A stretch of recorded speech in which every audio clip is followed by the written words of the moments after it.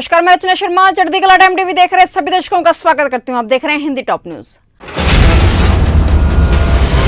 मालदीव के विदेश मंत्री अब्दुल्ला शाहिद आज भारत के विदेश मंत्री एस जयशंकर से मुलाकात करने वाले हैं। मालदीव के विदेश मंत्री शाहिद ने कोरोना वायरस महामारी से निपटने के लिए अन्य देशों को टीके उपलब्ध कराने के भारत के कदमों की जमकर प्रशंसा की और कहा कि यह इसका एक शानदार उदाहरण है कि बहुपक्षवाद और वैश्विक गांव के विचार को किस तरह से क्रियान्वित करना चाहिए।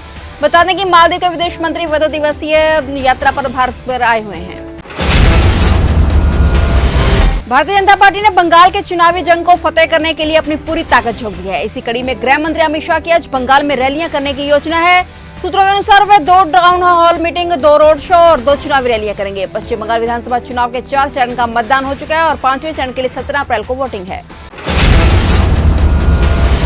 चुनाव आयोग ने भारतीय जनता पार्टी के पश्चिम बंगाल इकाई के अध्यक्ष दिलीप घोष के चुनाव प्रचार करने पर 24 घंटे के लिए प्रतिबंध लगाया हुआ है। चुनाव आयोग की ओर से घोष पर यह पाबंदी कल शाम 7 बजे से शुरू हुई और आज शुक्रवार शाम 7 बजे तक लागू रहेगी। कोरोना संक्रमण के तेजी से बढ़ते मामलों के बीच चुनाव आयोग ने बंगाल में आज शुक्रवार को सर्वदलीय बैठक बुलाई है। इस बैठक में राज्यों के बाकी 3 चरणों के लिए चुनाव प्रचार से संबंधित मुद्दों पर चर्चा की जाएगी। साथ ही आयोग सभी दलों से कोरोना गाइडलाइंस के पालन को लेकर सख्त दिशा निर्देश जारी कर सकता है।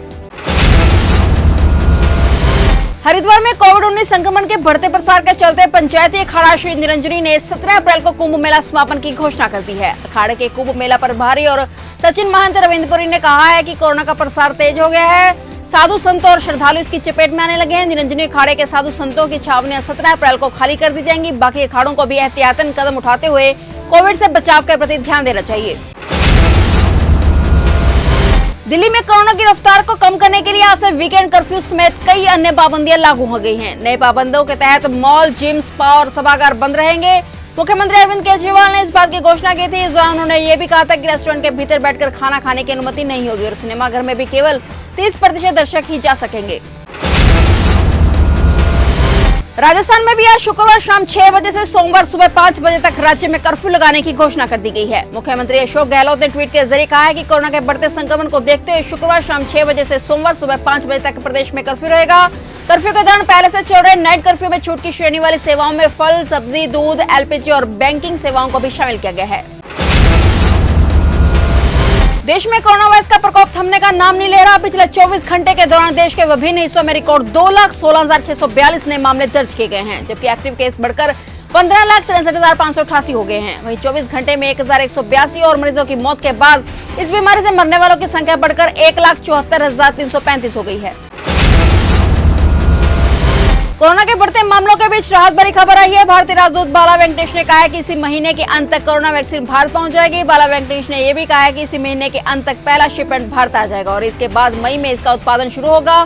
भारतीय राजदूत वेंकटेश ने बताया कि भारत में स्पुतनिक वैक्सीन का हर महीने 5 करोड़ डोज का उत्पादन किया जाएगा। देश में कोविड-19 के बढ़ते प्रकोप के बीच आगरा में ताजमहल सहित अन्य स्मारकों को बंद रखने की घोषणा की गई है। पुरातत्व सर्वेक्षण विभाग की ओर से ताजमहल, आगरा किला, सिकंदरा, फतेहपुर सीकरी, एतमादौला जैसे राष्ट्रीय स्मारकों को बंद कर दिया गया है। कोरोना महामारी के वर्तमान प्रकोप को देखते हुए सांस्कृतिक मंत्रालय, भारत सरकार ने सभी स्मारकों को 15 मई तक बंद रखने का फैसला किया है। और अपडेट्स लेकर फिर से हाजिर होंगे क्योंकि समाचारों का सिलसिला यहाँ कभी नहीं थमता।